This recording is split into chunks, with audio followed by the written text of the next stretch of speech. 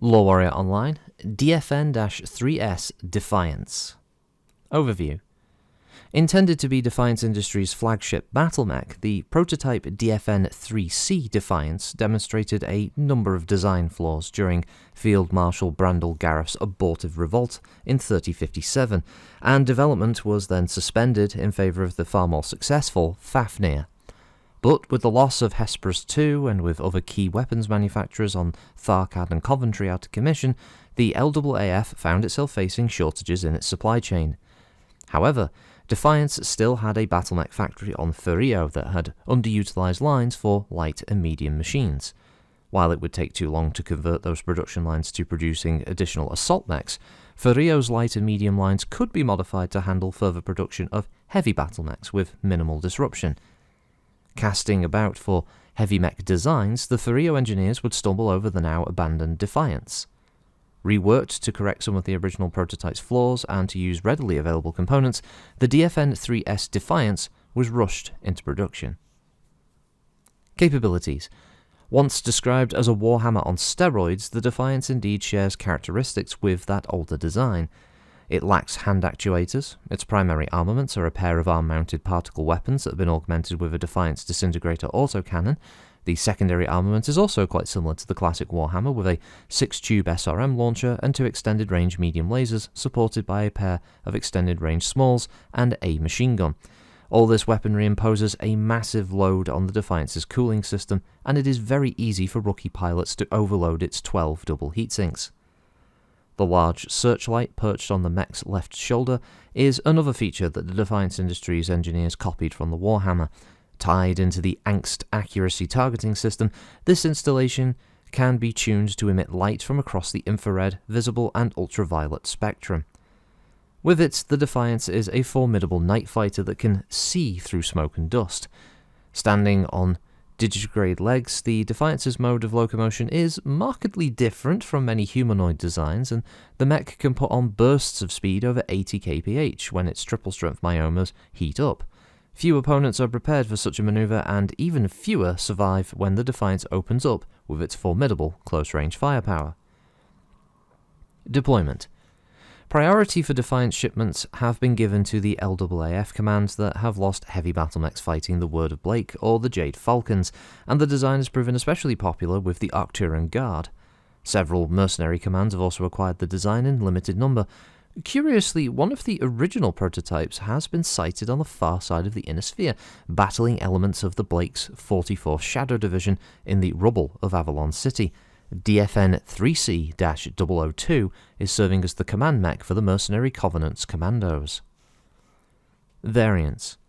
The original 3C variant was powered by an Edisic 300XL engine and uses an experimental compact gyro, allowing a second Coventry SRM6 to be mounted in the centre torso.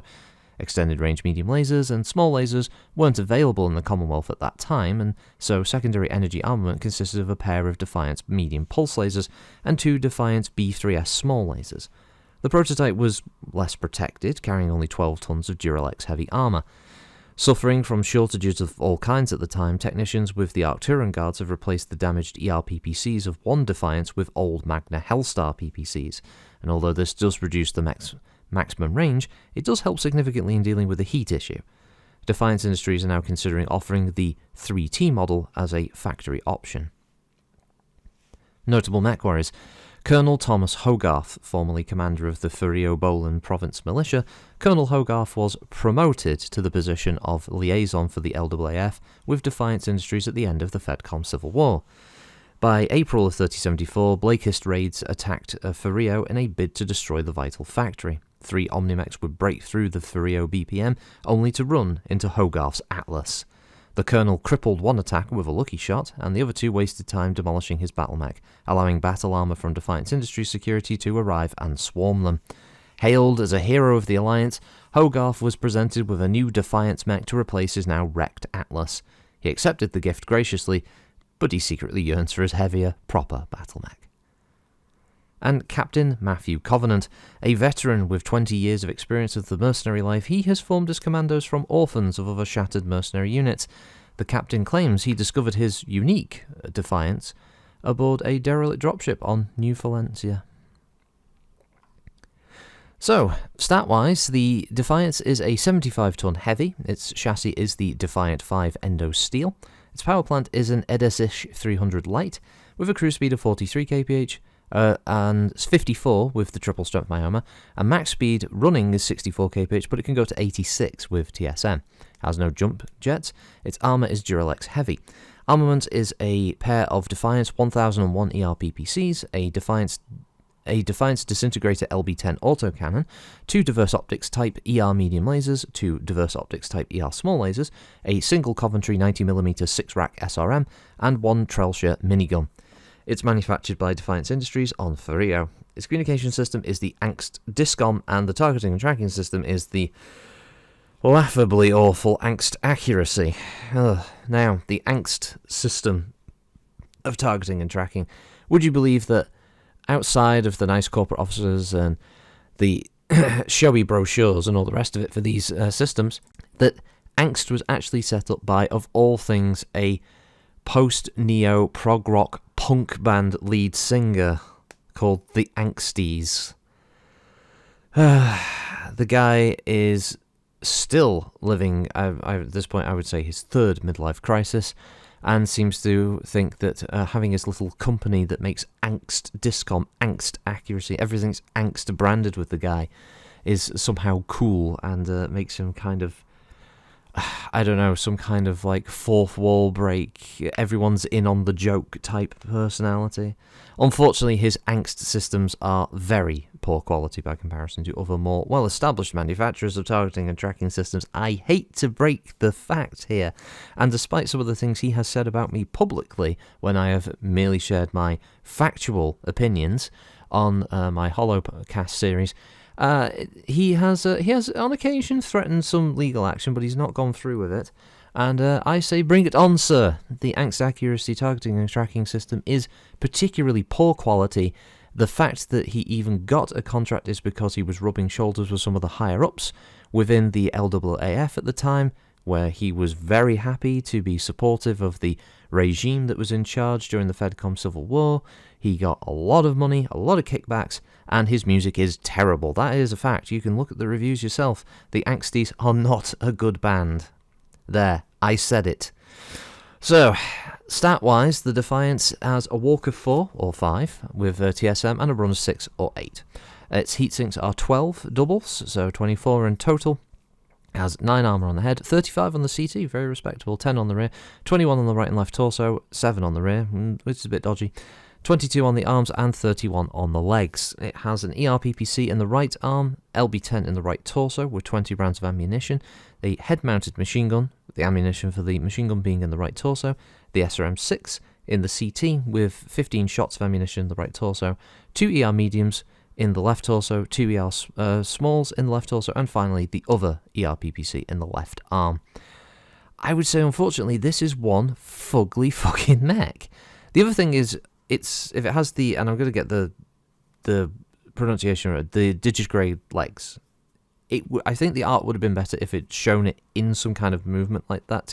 Because the problem is with the picture is it looks so squat, because obviously it's powered down, so those legs are basically folded in. So I understand that.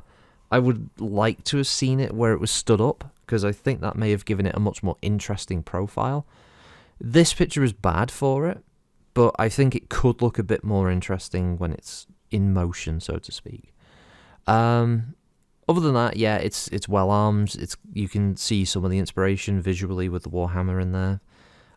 It's definitely a mech that would be quite a imposing threat if you deployed it on the field for a player group. When you're doing smaller games, of course, obviously not like full, war game type operation scenarios. So this would be like a great machine to bring in as like a kind of boss machine for the players to encounter. Possibly even an interesting reward if they were able to down it, for instance, without damaging it too badly, because its equipment isn't that difficult to replace. It's obviously using a lot of, at the time, pretty standard equipment, nothing fancy like LB20s or heavy Gauss rifles, that kind of thing. It's actually kind of surprising that it doesn't have any case, considering its ammunition is all located right torso, which means that is the place you really don't want to take hits to. And 21 armor on the right torso it's okay, but I would be much more comfortable if there was a bit more in that right torso. Maybe take some of the leg armor up to those CT parts just to give it a little extra protection. Because yeah, I mean, like, that's 3 crit rolls essentially are ammunition, and that's all bad. That's not good at all. So, well, the rest of it is decent. It's got the capability of fighting in pretty much any range. You can walk and shoot both of the ERPPCs and go a little overheat there, or you can stand and shoot both of them and bleed it off, or just fire one every turn and still be relatively, heat neutral as you go and still be able to reach out and touch targets. And then as you get closer, you can switch to using things like the LBs and the ER mediums and the SRM6 and get more brawly, so it's okay for that. So outside of looking a bit ugly, it's not a bad mech at all. So yeah, it's okay. So that's really all I gotta say about that one. The Defiance, it just looks like a solid 75 ton. I think it's just a pity about the art, unfortunately. But I will wrap it up there. Thank you all for listening, as always. I'll catch you on the next one. Bye bye.